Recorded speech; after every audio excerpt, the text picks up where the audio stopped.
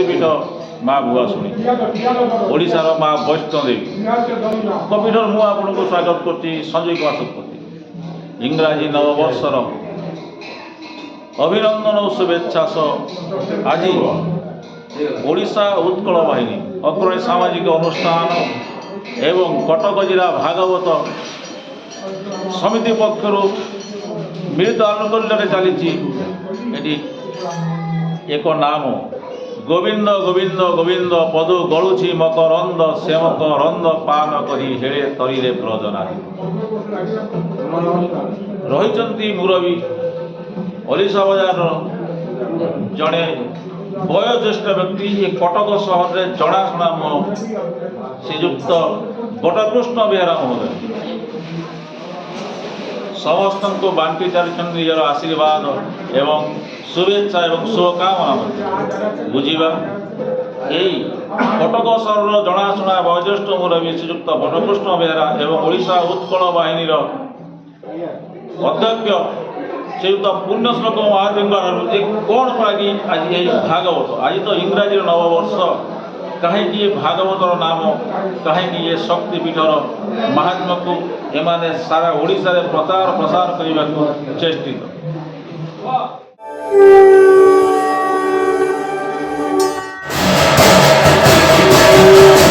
आपणक कथा देश दुनियार कथा आज ही पढ़ंतु वास्तव कथा। ചേട്ടാ ഒരു ചായ।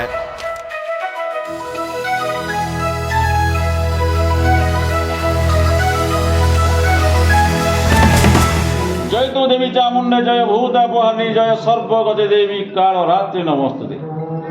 नमस्कार आपण ओडिशा उत्कल बाहिनीर आवाहक श्रीजुक्त पुण्यश्लोक महाती महोदय आज इंग्राजी नववर्ष आपण पालुचंती भागवत बोलुचंती एवं यही पवित्र भुआसुणी पीठरे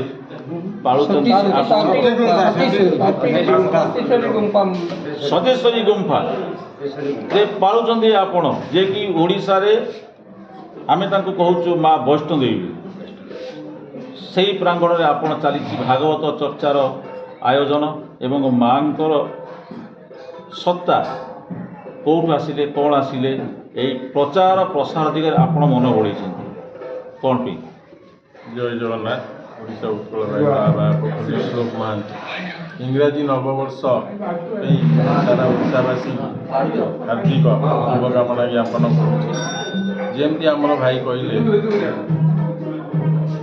जे प्रकृत में ओडिशा रे ओडिया मानकर सनातन धर्मर प्रचार प्रसार बहुत कमी जाउछि। आमे समस्त ऊर्ध्वगामी हो जाउछे।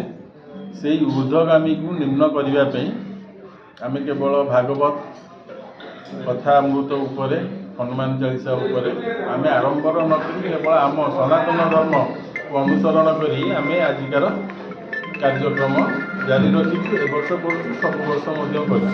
आपणक कथा देश दुनियार कथा आज ही पढ़ंतु वास्तव कथा।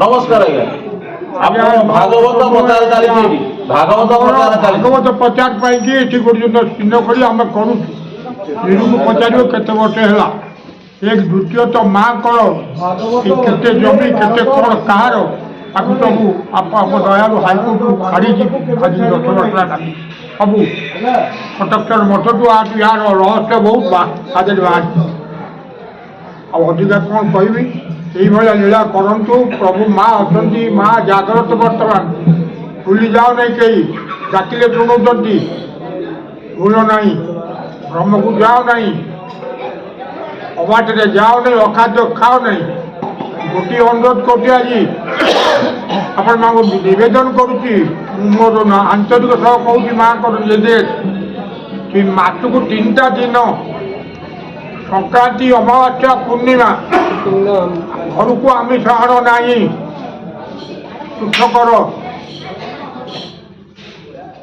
आलगा कथा कहबी ना आप मनु सतर्क हो मारी आसले समुद्र चढ़ी आसो रखिए नहीं किसी आम नौ माँ बाहर अत्याचार कर चलचु सीमा नहीं आ भाई किसी देखुनु बापा को बापा देखुनु गुरु को गुरु भी देखुनु तार अवस्था जहाँ हम आप तो शून्यपटी लिखाई आपण शून्यपटी ତିନି ଜାଗାରେ ଅଛି, ଦୁଇ ଜାଗାରେ ପଇସା ଲୁଟ୍ କରି ଖାଉଥିଲି କରିକି ବଡ଼ ଲୋକଙ୍କଠୁ।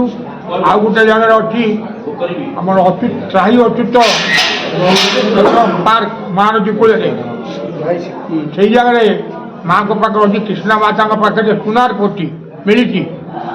ଶ୍ରୀକ୍ଷେତ୍ରରୁ ତାଙ୍କୁ ଆବାଜ ଦେଇଥିଲେ।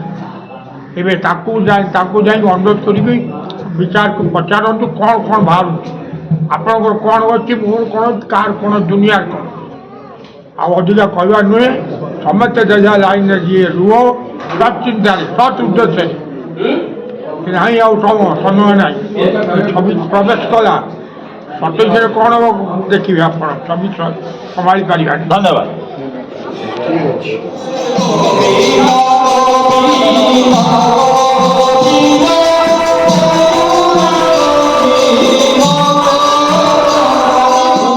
ଆପଣଙ୍କ କଥା ଦେଶ ଦୁନିଆର କଥା। ଆଜି ହିଁ ପଢ଼ନ୍ତୁ ବାସ୍ତବ କଥା। ଆପଣଙ୍କ କଥା ଆମ ସମସ୍ତଙ୍କ କଥା। ପତ୍ର ବାସ୍ତବ କଥା। ଆପଣଙ୍କ ପରିଚୟ? ମୋ ନାଁ ହେଲା ନିରଞ୍ଜନ ବେହେରା। କଟକ ଜିଲ୍ଲା ଭାଗବତ ପ୍ରଚାର ସମିତିର ମୁଁ ସେକ୍ରେଟାରୀ ଅଛି। ଆମର ଭାଗବତ ପ୍ରଚାର ସମିତିର ଆବାହକ ହେଲେ ବଟକୃଷ୍ଣ ବେହେରା। ଏଇଟା 2000 ମସିହାରୁ ସ୍ଥାପିତ ଭାଗବତ ପ୍ରଚାର ସମିତି। 2000 ମସିହା ଜାନୁଆରୀ 1 ତାରିଖରେ ପ୍ରଥମେ ଏଇ ମାଆଙ୍କ ପୀଠରେ, ସତୀଶ୍ୱରୀଙ୍କ ପୀଠରେ ଭାଗବତ ଆରମ୍ଭ ହୋଇଥିଲା। ସାରା ଜିଲ୍ଲା ଓଡ଼ିଶାରେ କିଛି କିଛି ମଠ ମନ୍ଦିରରେ ଆମେ ଭାଗବତ ପ୍ରସାର କରୁଛୁ। ଆମ ସହିତ ଓଡ଼ିଶା ଉତ୍କଳ ବାହିନୀର ଆବାହକ ବୁବାଇ ରହିଲେ, ଉତ୍କଳ ବାହିନୀର କର୍ମକର୍ତ୍ତା ରହି ସମସ୍ତଙ୍କ ମିଳିତ ସହଯୋଗରେ ଆମେ ଭାଗବତ ପ୍ରଚାର ପ୍ରସାର। ନମସ୍କାର। ଆପଣଙ୍କ ମୋ ନାଁ ହେଲା ହେମନ୍ତ କୁମାର ପରିଡ଼ା। ଅଲିସା ବଜାର ଡଗରପଡ଼ା ଗୋପାଳ ସାହିର ମୁଁ ବାସିନ୍ଦା।